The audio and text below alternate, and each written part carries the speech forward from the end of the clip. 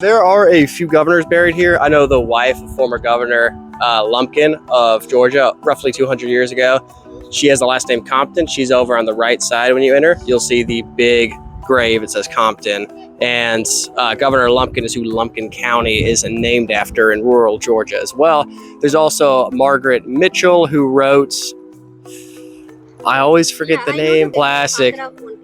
Yeah, she's a Southern classic writer from Georgia. She was born in the early 20th century, died around 1940, I believe. She's been buried here for the last 70, 80 years as well. She has a big monument over backside. You'll see like a spire for her as well. There's also a lot of Union and Confederate soldiers buried here as well, over to the right side further back.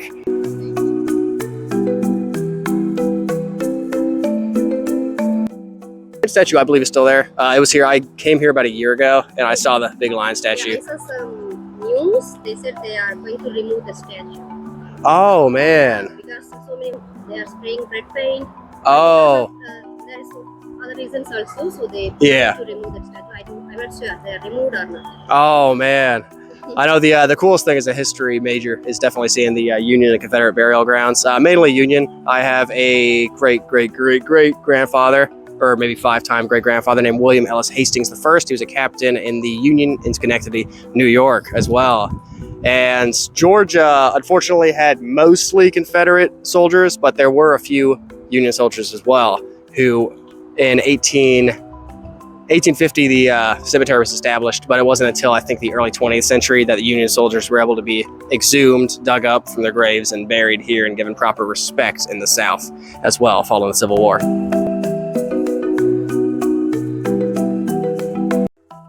So a lot of northern Jewish businessmen moved to Atlanta around the Civil War and after the Civil War as well.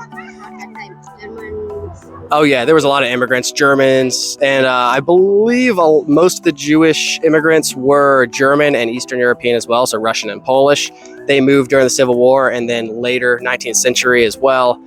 And at the time, Atlanta and a lot of the South had a lot of discrimination against African Americans and Jewish Americans as well, hence them having their own separate distinguished burial ground over here as well. And you can also see the African American burial ground, which has recently been renewed in the last couple of years.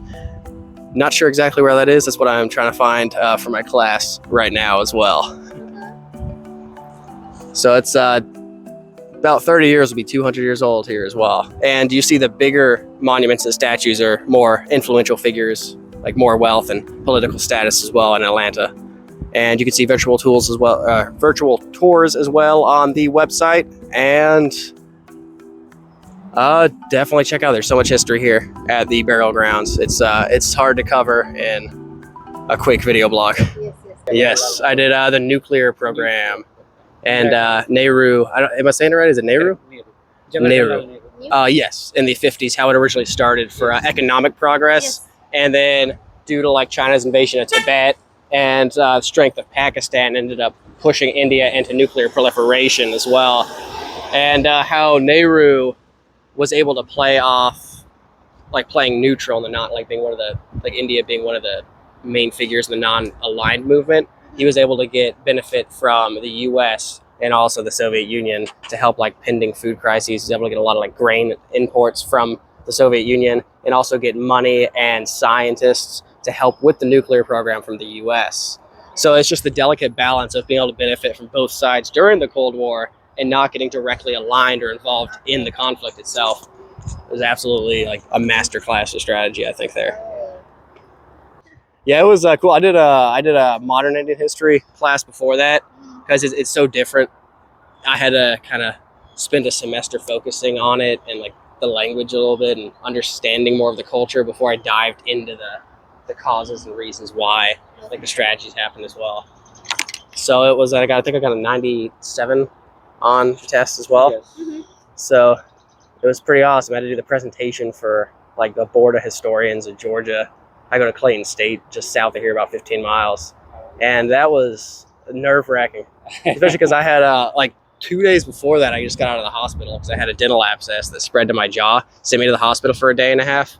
So I had a bunch of antibiotics and painkillers. So I was like doing the I was not gonna have the painkillers when I was doing the presentation, but like it was healing and it hurt so much that I was like I was unable to talk without pain. So I was like I have to have the painkillers and be kind of like disoriented from.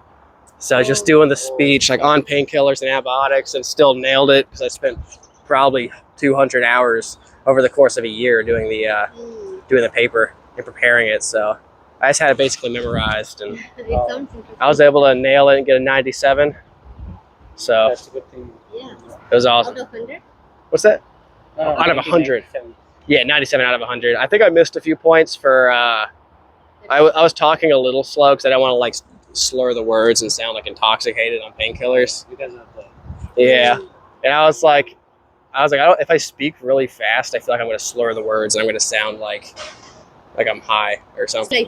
Oh yeah, so I was speaking probably about this fast, I think was how I was talking through it. So they said it kind of threw them off a little bit, but they cut me a break though. I mean, I told them all I was like just had like my tooth, I had surgery on it, my jaw and everything. So I was like, this was like 2 days before the big presentation, but I delivered it. It was solid. Felt nice and prepared for it as well. Now I just have to like make my way over to visit India now. Definitely want to check it out. thank you. Oh, no problem. My favorite dish is Your nice name? my last name is Lewis. Andrew Lewis. Andrew. Nice meeting you. Nice meeting you.